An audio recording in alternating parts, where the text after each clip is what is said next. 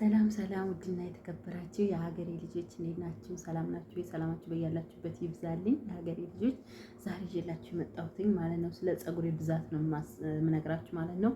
ፀጉራችሁን ብዙ ማድረግ የምትፈልጉ እንደዚህ ብዙ ፀጉር እንዲኖራችሁ ከፈለጋችሁ ጥቅሙን አጠቃቀሙን እነግራችኋለሁ ማለት ነው። ይኸውላችሁ የኔ ፀጉር እንደዚህ ብዙ ነው በጣም ማለት ነው። እና ፀጉራችን እንዲበዛላችሁ የምትፈልጉ ዛሬ እነግራችኋለሁ ሚስጥሩን ማለት ነው። ሚስጥሩን እነግራችኋለሁ ለምን ፀጉሬ ብዙ እንደሆነ ማለት ነው። እኔ የምጠቀመውን ነገር ትጠቀማላችሁ እናንተ በሳምንት አንድ ጊዜ በወር ደግሞ 4 ጊዜ ማለት ነው። 4 ጊዜ ትጠቀሙታላችሁ በወር ውስጥ ማለት ነው። እሱን ከተጠቀማችሁ ፀጉራችሁ እንደዚህ ብዛት ያለው ፀጉር ይኖራችኋል ማለት ነው። አይነቃቀልም ብዙም። ያው እኔ የምጠቀመው እሱን ነው ማለት ነው። ስለዚህ ወደ አሰራሩ ይዣችሁ እሄዳለሁኝ። እንደዚህ አማራ ፀጉር ይኖራችኋል ማለት ነው። አያችሁት? የኔ ፀጉር እንደምታዩት ብዙ ነው፣ ብዙ ማለት ነው። ያው እኔ በሳምንት አንድ ጊዜ ነው የምጠቀመው። በሳምንት አንድ ጊዜ እንደምታዩት ያው ፀጉሬ ብዙ ነው። አጠቃቀሙን እነግራችኋለሁ ማለት ነው። ዛሬ ያሳያችኋለሁ። እስኪ ፀጉራችሁ ብዛት እንዲኖረው ከፈለጋችሁት ማለት ነው። አያችሁት? ፀጉራችሁን አሳድጉ። ፀጉራችሁን ማሳደግ ለምትፈልጉ ብዛት እንዲኖረው የምትፈልጉ ማለት ነው። የኔ ፀጉር እንዴት እንደበዛልኝ እዩት። ይሄ ፀጉሬ ብዙ ነው፣ ግን አጭር ፀጉር ቢሆንም ረጅም ባይሆንም ያኔ ብዛት አለው። ብዛቱ በጣም ፀጉር ይለያል ማለት ነው። አሁን ሻወር ምናምን ባደርግበት የባሰ ቆንጆ ነው የሚሆነው ማለት ነው። ግን እኔ ሻወር አልጠቀምም። ለምን? እሳት ሲነካው ጥሩ አይደለም ለፀጉርሽ ምናምን ስለሚባል እኔ ሻወር ብዙም አልጠቀምም። በስ ታጠበዋለሁ፣ እንከባከበዋለሁ ማለት ነው። በሳምንት አንድ ጊዜ ነው የምጠቀመው እሱን። ስለዚህ ወደ አሰራሩ ይዣችሁ እሄዳለሁ። እስከ መጨረሻ ድረስ ተከታተሉ ማለት ነው ውዶቼ። ይሄን ይመስላል ፀጉሬ እኔ ይመስላል ብዙ ነው እንደምታዩት ነው። እና ሂና ደግሞ የምትወዱ ሂና የምታገኙ ሰዎች መጠቀም ትችላላችሁ ማለት ነው። ሂና ለምታገኙ ማለት ነው።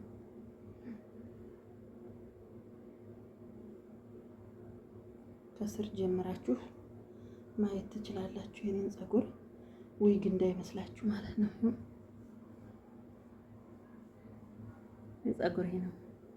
ፀጉሬ ነው ማለት ነው። ስለዚህ ኢትዮጵያ እስከምንሄድ ድረስ ፀጉራችንን ማሳደግ አለብን ማለት ነው። ማሳደግ መንከባከብ አለብን እላችኋለሁ ውዶችዬ። ይሄን ይመስላል ፀጉሬ፣ የኔ ፀጉር ማለት ነው።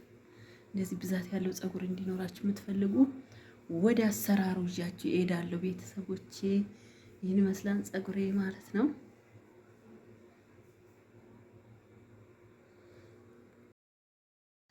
ሰላም ውድና የተከበራችሁ የሀገሬ ልጆች፣ እዚህ ጋር እንደምታዩትኝ ለፀጉሬ የምቀባውን ነገር ነው ማሳያችሁ።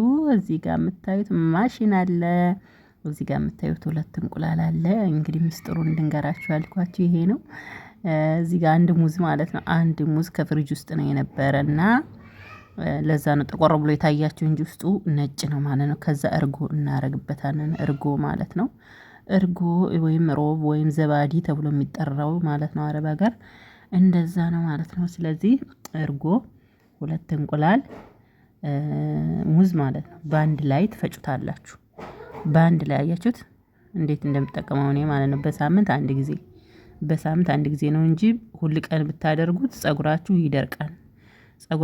ይደርቃል፣ ይነቃቀላል፣ ይጎዳዋል ማለት ነው። ስለዚህ በሳምንት አንድ ጊዜ ከተጠቀማችሁት ለውጡን ታገኙበታላችሁ። ፀጉራችሁ በጣም ብዙ ነው የሚሆነው፣ ብዛት ይኖረዋል። ስስ ፀጉር ላላችሁ በተለይ ማለት ነው።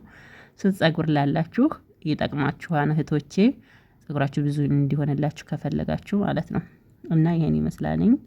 ይሄን ፍጭት ታደርገውና በደንብ መድቀቅ አለበት።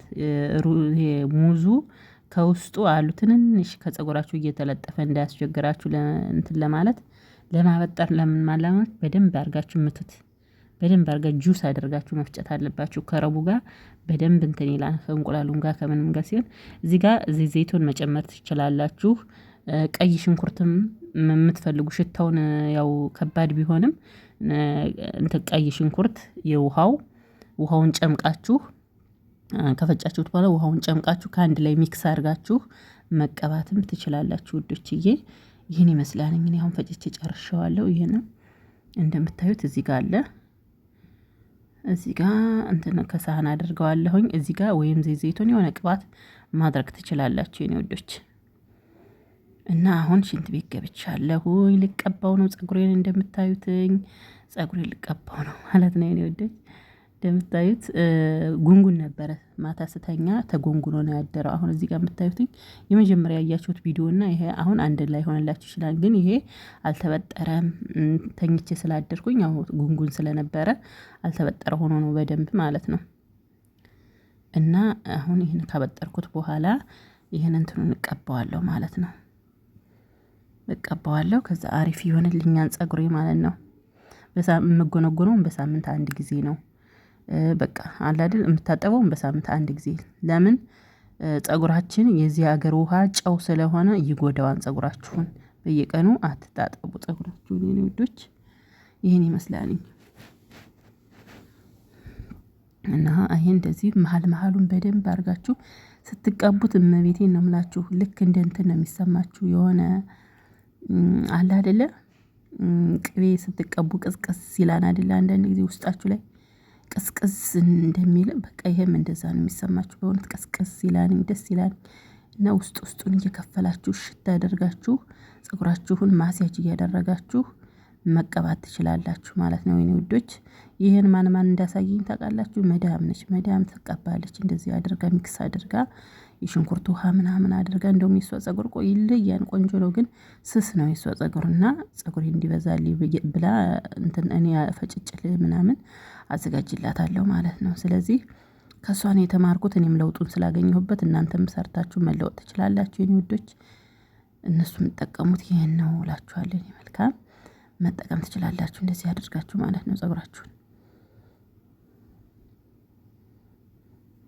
ነው ውስጡን ሽት እያደረጋችሁ ቅባቱን መቀባት ትችላላችሁ እንትኑን ማለት ነው።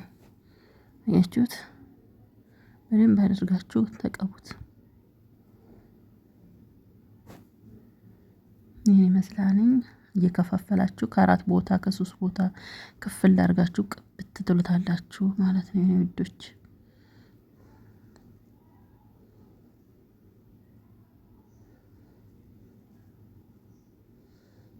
እና ይሄ አሁን እዚህ ጋር የመጨረሻው ቪዲዮ ላይ መጀመሪያው ላይ ነው ያደረኩትኝ። ያው አይታችሁታል የኔ ውዶች። ይሄን ይመስላል ማለት ነው የኔ ውዶች። ይሄ ስታጠብ ከመጀመሪያ እንዳያችሁት ልክ እንደዛ ነው የሚሆነው ማለት ነው። ፀጉሬ በደንብ አድርጋችሁ ማስያጅ ማድረግ አለባችሁ። መሀሉንም ሁሉንም ቦታ እሽት አድርጋችሁ እንትን ማለት አለባችሁ። በደንብ እሽት አድርጉትኝ ፀጉራችሁን ማስያጅ ያደርጉትኝ ማለት ነው። ውስጥ እንዲገባ ማለት ነው።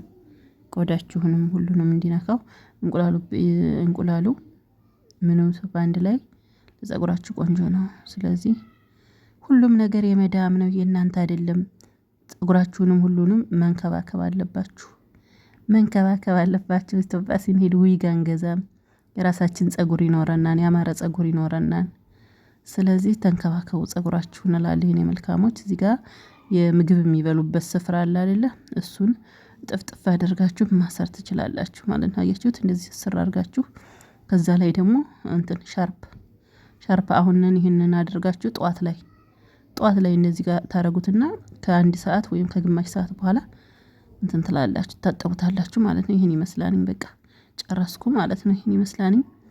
ጠዋት እንደዛ አረገውና አረፍድና ከዛ ምሳ ልሰራ ስል ጥጥብጥብዬ ወደ ኩሽና ገባለሁ ማለት ነው የኔ ወዶች። ይሄን ይመስላል።